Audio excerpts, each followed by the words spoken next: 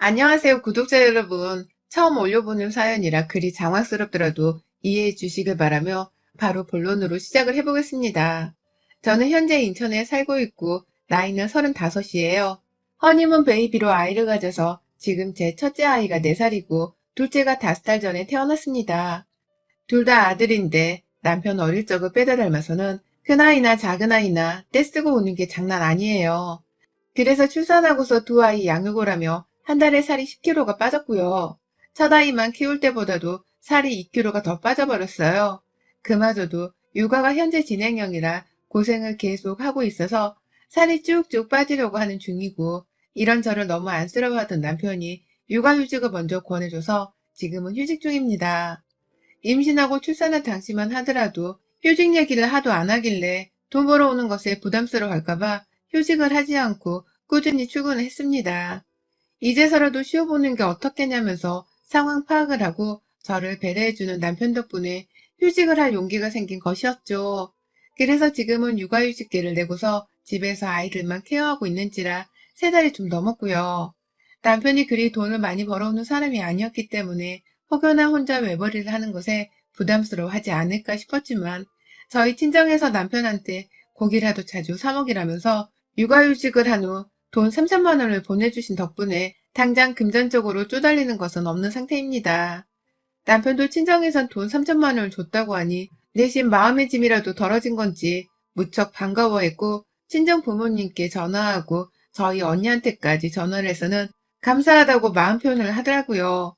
이렇게 저는 휴직을 내고 육아만 하고 있지만 1년치 월급을 미리 꽁으로 받은 것 마냥 통장이 조금 더 도둑해졌고, 그래서 남편을 향한 미안함이나 안쓰러운 마음을 딱히 가지지 않은 채 더 마음 편안히 아이들을 키웠어요.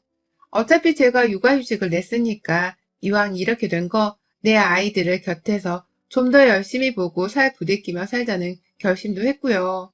그래서 첫 아이는 그 흔한 어린이집도 보내지를 않은 채 지금까지도 제가 옆에서 끼고 사는 중이에요. 아이도 더 이상 회사를 간다고 자신을 어린이집에 두고서 가버리지 않는 저를 무척이나 좋아라 하는 중이고요. 그렇게 딱 가족들끼리 각자 할 일에 최선을 다하면서 사랑으로 보듬고 사는 중이었습니다.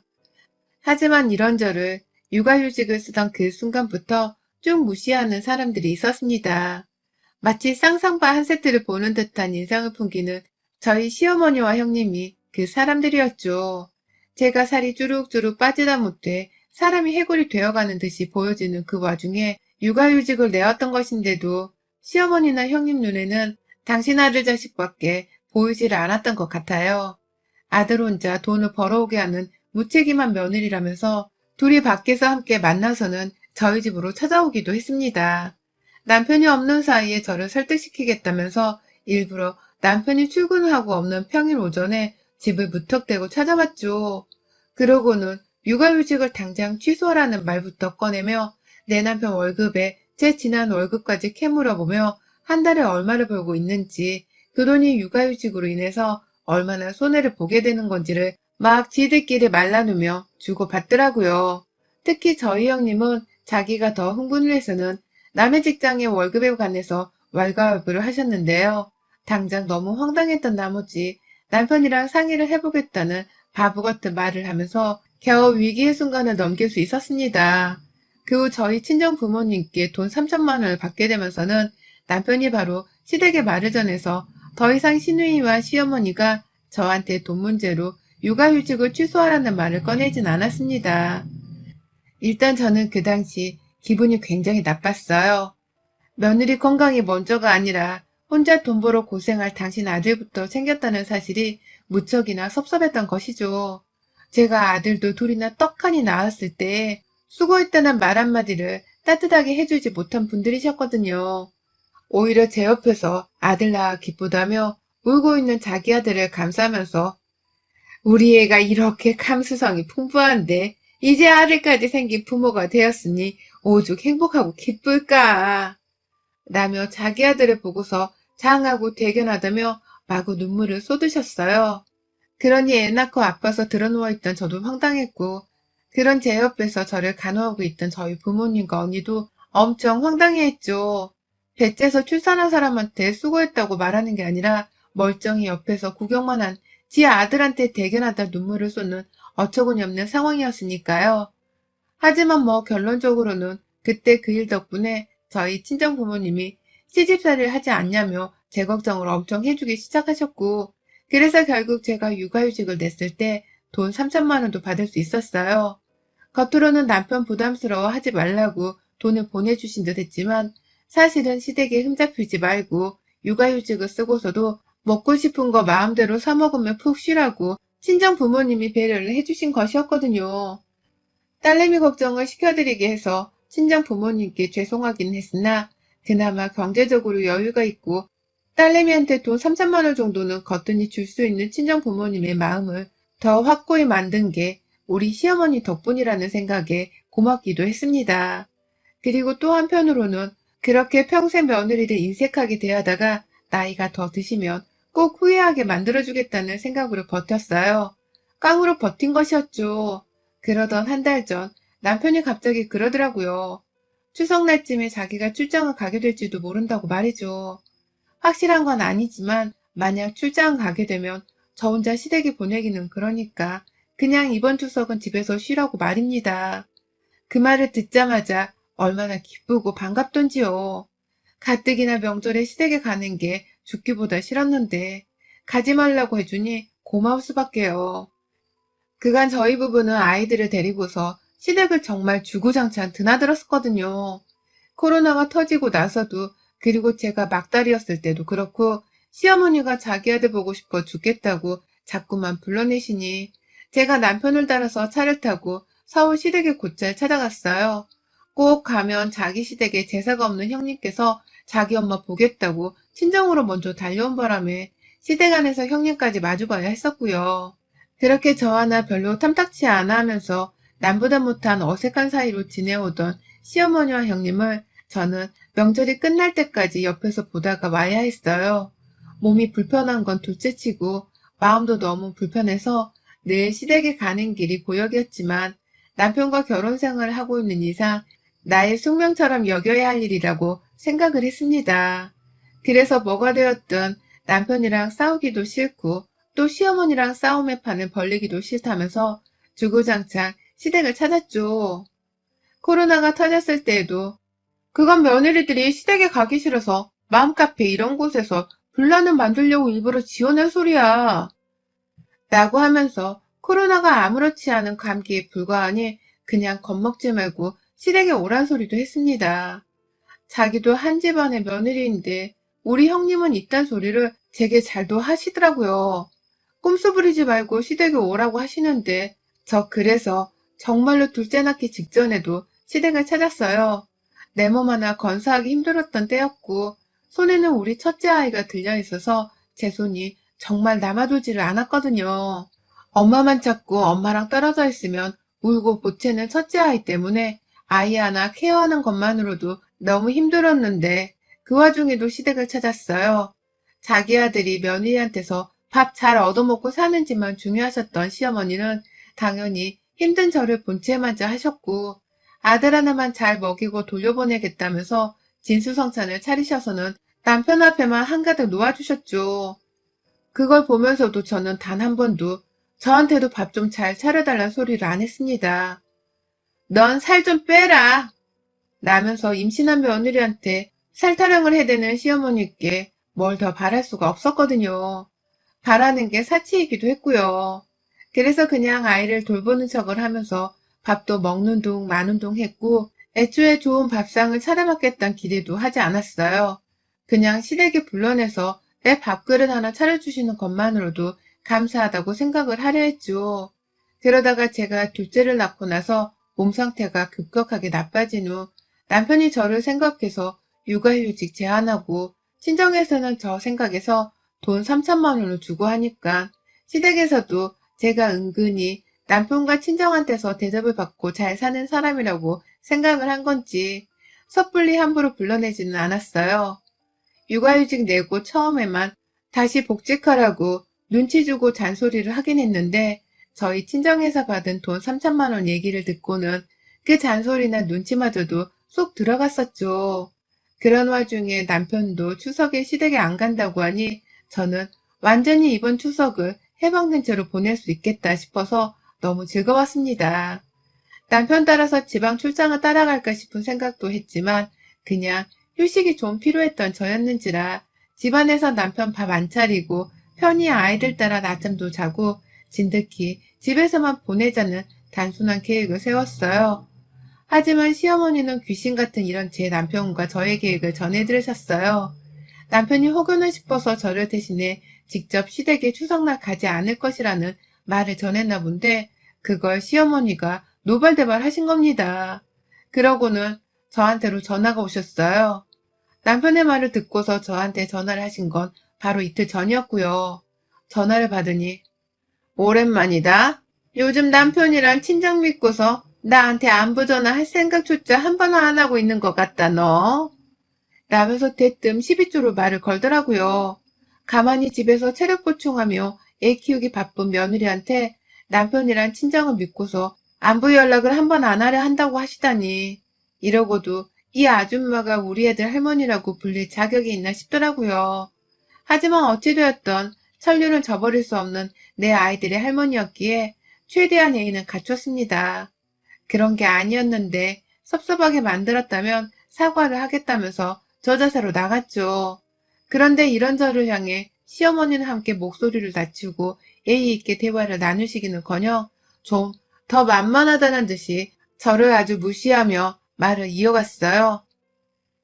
이번 추석에 넌 당연히 와야 하는 거 알지? 네 남편이 오지를 않는다면 너라도 와서 며느리 노릇을 할 생각부터 해야 하는 게 정상 아니냐? 어떻게 네 남편이 안 온다고 너까지 따라서 안 올 생각을 해? 너도 출장을 따라가는 거야. 뭐야? 네가 거기 가서 남편 회사 일을 거들며 당일 시급이라도 받는 거야. 뭐야? 라면서 제가 시댁에 와야만 하는 이유를 언급하더라고요.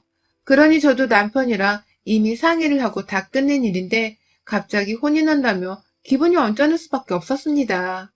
솔직히 제안은 남편이 먼저 했고 남편 집 일이었으니 저는 남편의 말을 들은 것뿐이었는데 저한테 이런 말을 하시니 기분이 나쁜 건 당연했어요. 그러나 더 큰 문제는 그 다음에 일어났습니다. 시어머니가 전화를 하면서 더 목소리를 높이려 하시던 도중 시누이가 전화를 바꾸더라고요. 둘이서 같이 집에 모여서는 작당을 하고서 저한테 연락을 했던 겁니다. 잠깐 서울집으로 오라고 하더라고요. 못 오면 자기들이 지금 저희 집으로 오겠다고 말입니다.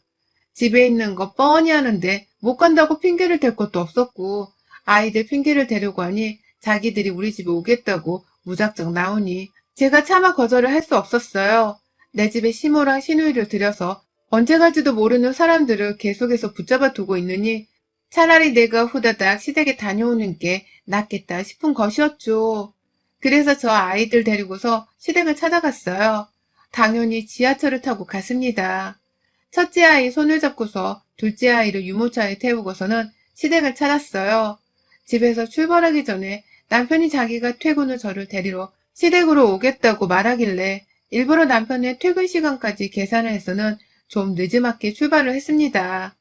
그 사이 시누이가 출발을 했냐 어쩌냐 하면서 자꾸 연락이 오는데도 일부러 속마음은 느긋하게 먹고는 천천히 남편을 볼 생각으로 늦지막히 도착을 했죠. 시댁에 가니 시누이는 자기 남편도 없이 자기 혼자 시댁에 와 있더라고요. 옆에서 시어머니 손에 차려진 밥이라도 얻어먹은 건지 입에는 뭘 씹어대고 있는 채로 손에 젓가락을 들고선 현관에 나왔어요. 아주 형식적으로 저희 애들을 반겨주긴 하셨는데 표정에는 썩소가 가득이었습니다. 차마 마지못해 웃는 그 썩소였습니다. 둘 다 무슨 할 말이 있는 건지 눈치를 주고 계시고 그런데 누가 먼저 말을 할까 뜸을 들이시는지 둘이서만 자꾸 저 몰래 눈을 맞추더라고요. 소외당하는 기분이 느껴질 정도로 말입니다. 이럴 거면 나를 굳이 왜 불렀나 싶기도 한데 그런 생각이 들 때쯤 너도 밥 먹어야지 라면서 시어머니가 갑자기 제게 밥을 차려주시대요. 시누이가 먹고 있던 밥상에 그냥 밥그릇 하나 더 올려주신 겁니다. 얼떨결에 제 첫째 아이까지 데리고서는 식탁 앞에 앉았고 수저는 제가 직접 꺼내선 밥을 먹었어요. 그러니 옆에 시누이도 도로 밥을 먹겠다고 따라 앉았고 시어머니도 남는 의자 위에 밥을 먹겠다고 또 따라 앉으셨죠. 그리고는 불과 20분도 지나지 않아 저는 밥을 먹다 그 밥상머리에서 뛰쳐나오고야 말았습니다. 밥을 먹고 있는데 옆에서 뱉어내는 시누이와 시어머니의 대화 때문이었어요. 도저히 옆에서 이가 보채는지라 저 혼자 꾸역꾸역 밥을 먹을 수가 없었어요. 한 입 먹다가 아이를 돌보고 또 한 입 먹다가 둘째 아이를 돌보느라 혼자 몸이 10개라도 모자라는데 시누이랑 시어머니는 기껏 저를 불러놓고서는 애들을 한번 돌봐주질 않더라고요. 거의 10분 동안 슬슬 짜증이 나려고 하는 상황이 계속해서 반복이 되어가면서 저도 슬슬 내가 왜 여기에 와서 이 꼴을 당하고 있나 싶어서 열이 뻗치려고 했는데요. 그 순간 시누이가 먼저 저를 빤히 쳐다보다 말고 기분 거슬리게 말을 걸더라고요.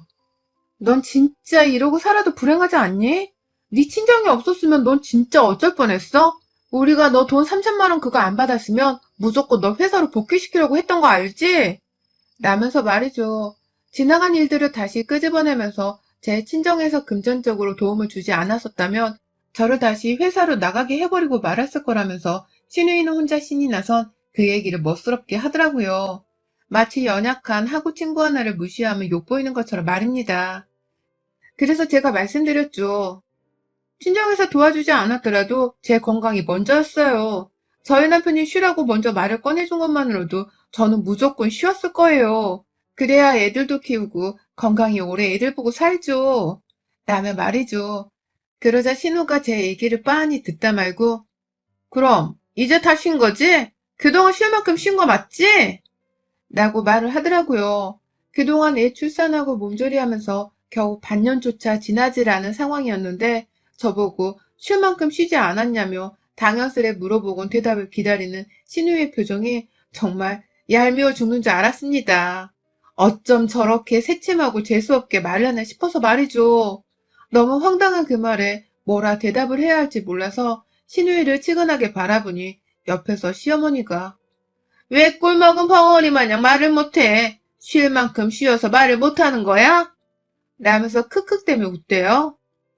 저는 기분이 나빠 썩어가고 있는데 시어머니를 따라서 시누이까지 그 말이 웃기다면서 저를 보다가 서로를 쳐다보며 엄청 비웃었습니다.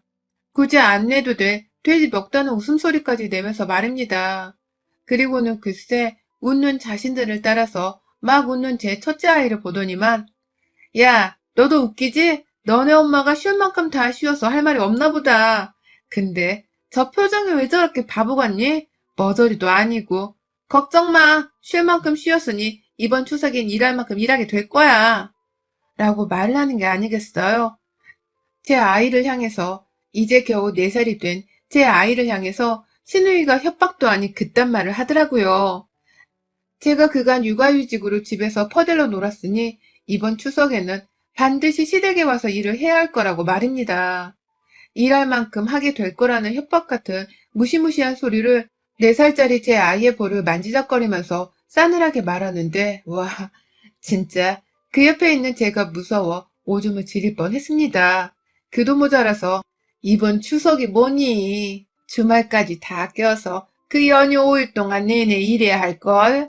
설마 주말은 쉬겠다고 또 꼼수 부리거나 네 남편 따라 출장 가겠다고 지방으로라도 도망을 치려고 하는 날엔 내가 싹 털어올 거야. 그 돈 3천만 원. 라고 시어머니가 신우말을 보태며 말하더라고요. 감히 저희 친정에서 저 쓰라고 주신 돈 3천만 원 언급하더니만 급기야 그 돈을 자기가 싹 털어올 거라는 말까지 하면서 반드시 주말에도 시댁에 오라고 말입니다. 이건 뭐 말 그대로 웃는 얼굴을 한 깡패들 집에 초대를 받아서는 명절에 제사 지내러 오라는 협박을 받은 상황과 다름이 없었습니다. 그 사이에 내 아이가 볼모로 잡혀있는 듯이 앉아있던 바람에 저는 화도 못 내고 그렇다고 애 둘 데리고 시누이랑 시모를 물리치면서까지 뛰쳐나갈 용기도 없었어요. 그런데 애들을 두고 나가자니 아무도 내 아이들의 보호자가 아니었는지라 애들 걱정에 섣불리 그러지도 못했고요.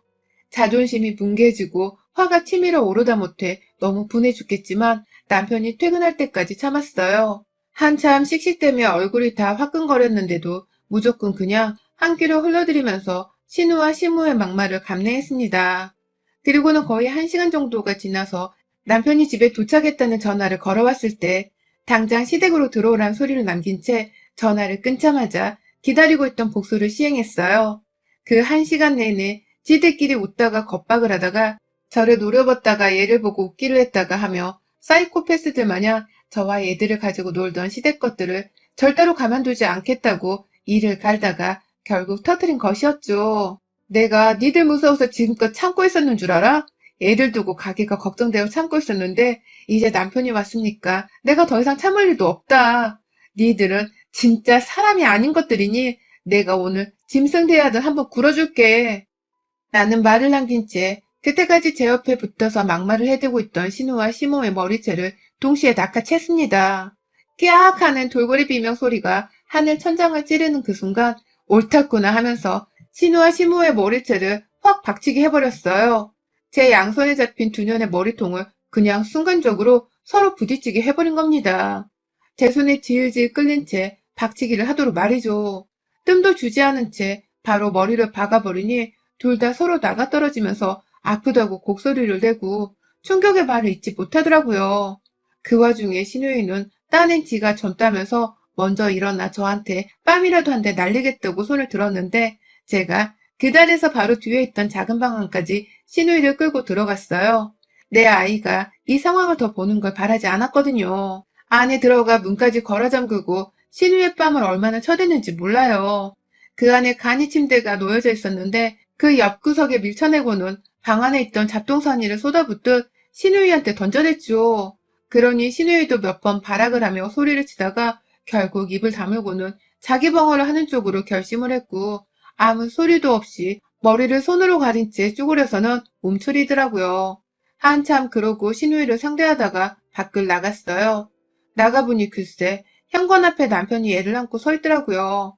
옆에서 시어머니는 저를 어떻게 또 고자질한다면서 남편 앞에서 아이고 하는 곡소리를 내며 주저앉아 계시는데 제가 진짜 이런 말을 안 하려고 했지만 시어머니 옆에 가서 두 눈을 보며 말씀드렸어요. 내가 만약 당신 같은 엄마를 뒀었다면 부끄러워서 캑 죽어버렸을 거예요. 그렇게 살지 마세요, 어머님. 며느리 괴롭히고 살다가 지옥 가면 제가 어머님 돌아가시고 나서 제사를 지내도 무의미하지 않겠어요? 라고 말이죠. 그러자 순간 어머님 눈동자가 흔들리는데 자기도 퍽 아차 싶었나 보더라고요. 결국 자신이 나이 들어 죽으면 제사를 지낼 사람은 지 딸이 아니라 저인데 이러다가 조상 취급은커녕 지옥불에 떨어진 악귀 취급이라도 당하게 되는 건 아닌가 싶었던 것 같아요. 그 순간 자기 아들을 불쌍한 척하며 한번 봤다가 저를 슬쩍 쳐다보는데 저는 시어머니께 다시 한번 말씀드렸네요. 추석에 무슨 말씀을 더 하셔도 절대로 안 옵니다. 내 친정에서 받은 돈 3천만 원을 뺏어가겠다는 말씀을 아무리 더 하셔도 절대 안 와요. 라고 하고는 그냥 나와버렸어요. 애들도 그냥 남편한테 알아서 챙기고 나오라는 식으로 손도 대지 않고 나왔어요. 그러니 남편도 제 말을 듣고서는 시어머니께 그런 말을 했어? 미쳤어? 남의 화를 한참 내다가 애들을 챙기고는 저를 따라 나오더라고요. 밖에서 만난 남편 앞에서는 괜히 화가 풀리지 않아 결국 집까지 가는 길에 한마디도 하지를 않았고 집 안은 안방에 들어가고 나서야 남편 옆에 누워 꺼이꺼이 울었습니다. 내가 왜 이런 취급을 니들 가족들한테 받고 살아야 하냐면서 말이죠. 내 친정 돈도 우습게 여기고 지들 돈인 마냥 뺏겠다는 소리를 아무렇지 않게 하는 게 정상이냐면서 있었던 일에 대해 차근차근 설명을 하니 남편도 차마 자세한 얘기까진 처음 들은 건지 계속해서 놀라더라고요. 원래 말을 함부로 하는 타입들이긴 했는데 그런 식으로 말을 할 줄은 몰랐다면서 말입니다. 결국 저는 저 따라서 놀라고 충격을 받은 남편의 완벽한 보호를 받게 되었어요. 남편은 그날 저녁 바로 시댁에 전화를 돌려서는 아주 쌍욕을 퍼부으며 가족 간의 예의를 지키라 소리치며 가르쳐든 바람에 시어머니랑 시누이도 꼼짝없이 저한테 전화를 바꿔서는 사과의 뜻을 전했고요. 시모는 결국 추석에 안 와도 된다는 소리를 자기 입으로 먼저 뱉어내더라고요. 속으로는 그 순간 얼마나 열뻗쳐 하셨을지 감히 상상이 되었는데 그래도 뭐 사람이 원래 뿌리는 대로 거두는 거니 꼴 좋다고 생각을 했습니다. 좀 쓴소리를 듣고 감정이 상하긴 했으나 제 손으로 두 년 박치기를 시킨 것도 모자라 시어머니 앞에서 지 딸내미 머리끄댕이를 열어잡아 당겼으니 제 딴의 복수는 충분히 한 것 같아요. 남편의 도움으로 사과도 완전히 받아냈기에 속도 시원하고요. 다만 앞으로도 계속해서 뒤끝이 장렬하다는 걸 보여주며 쉽사리 시어머니나 시누이의 연락을 받지도 않고 보지도 않으려고 해요. 몇 년이고 이 일을 곱씹으면서 시댁에 안 갈 구실을 좀 마련해 보려고요. 제 시댁에 안 가면 더 힘들고 바빠질 건 우리 시어머니랑 시누이일 테니 어디 한번 저의 존재감이 얼마나 큰지에 대해서 진심으로 느껴보기를 바랍니다. 그런 의미에서 이번 추석도 전 정말 안 갑니다. 여러분의 생각은 댓글로 남겨주세요. 오늘도 시청해주셔서 정말 감사합니다.